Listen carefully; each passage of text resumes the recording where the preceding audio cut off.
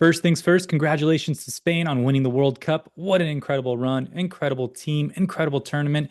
As a Chicago Bears fan, elite defenses, that's something that I'm drawn to, and holy cow, Spain did not disappoint. But hey, while Spain was celebrating, the mortgage market was doing its own thing this week, and I'm not going to sugarcoat it. Rates ticked back up, pending home sales missed, and there are some real headwinds that we need to talk about. But here's the thing, understanding what's happening and why is exactly what helps you make smart decisions instead of panicked ones. So stick around, whether you're buying your first home, moving up, investing, or you're a realtor trying to make sense of all this for your clients, I've got you, and let's get into it.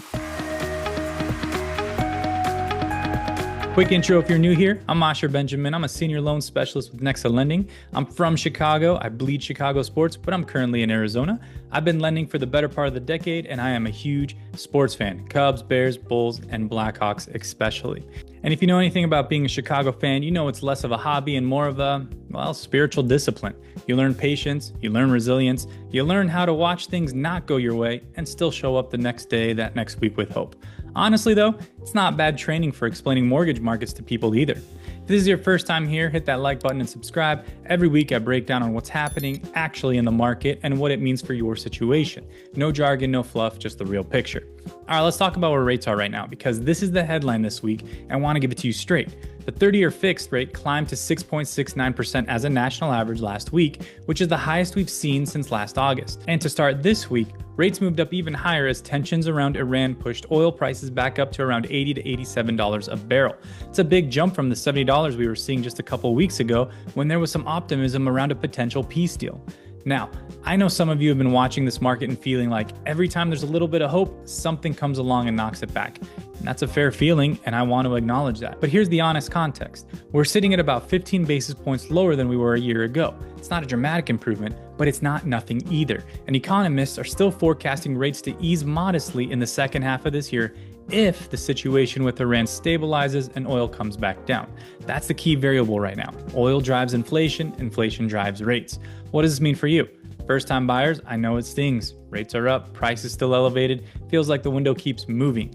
But I want you to hear this. Your competition isn't a perfect rate environment. Your competition is continuing to pay someone else's mortgage in rent while home values keep climbing. The buyers who waited in 2022 for rates to come down, well, guess what? They're still waiting. The buyers who bought, they're the ones sitting on equity. Move-up buyers, the rate conversation's real, but so is your equity. Let's run the actual numbers together before you decide if waiting makes sense. And realtors, purchase applications actually rose 6% last week despite rates climbing. Your buyers are still moving whether they find the right home. Inventory is starting to improve. Keep those conversations going with your buyers. Here's the number that tells the real story of where everyday buyers are at right now though, pending home sales. That's signed contracts on existing homes. Yes, applications might be up, but those pending home sales dropped 5.4% in June. For context, June is normally one of the busiest months of the year for real estate. So a miss that size during what should be a peak season tells you something real about what buyers are dealing with. Well, what's driving it? Two things working against each other at the same time. First, rates near 6.6, 6.7% are genuinely squeezing affordability, especially for first-time buyers. And when you pair that with a median existing home price that hit an all-time high of $440,000 earlier this year, the math just doesn't work for a lot of people the way it did a few years ago. And second, and this one's sneaky, the lock-in effect is still strangling supply.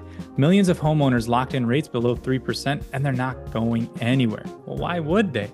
So inventory stays tight, prices stay elevated, and even though fewer people are buying, prices aren't really falling. It's a paradox. Less activity, but not lower prices. What does this mean for you? If you're a buyer, probably feeling frustrated. You're not imagining it. The market is harder than it looks on paper, but harder doesn't mean impossible, and it doesn't mean you should stop looking. It means you need a clear strategy and a team around you that knows how to work in this environment.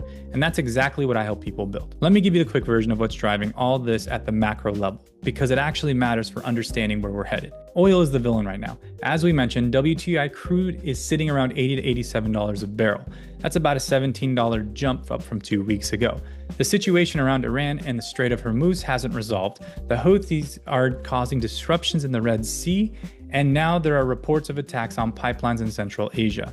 Every one of those headlines pushes oil higher. Higher oil means higher gas prices, already around $4.06 a gallon as a national average.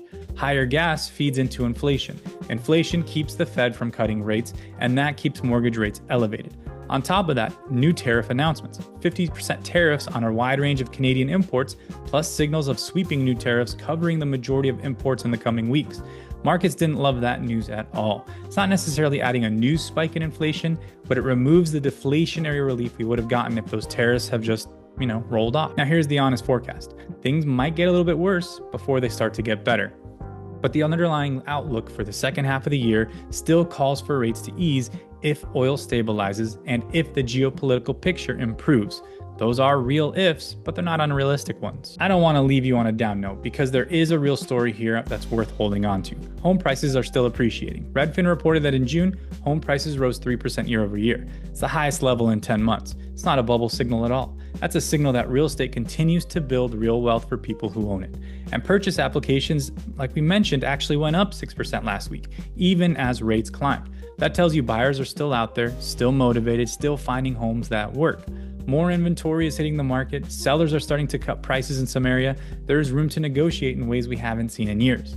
And here's the frame I want you to take away from this. You're not going to time this market perfectly. Nobody does. But you can position yourself smartly. If you buy a home you can afford in a market you want to be in, the equity you build over time will far outpace the short-term pain of a higher rate. That has been true through every rate environment in modern history. And when rates do come down, and they will, there's always the option to refinance. You marry the home, you date the rate. Here's the bottom line this week. Rates are up, market's being tested, and there's real headwinds. But buyers are still buying, homes are still appreciating, and people who stay informed and move with a smart strategy are the ones who come out ahead.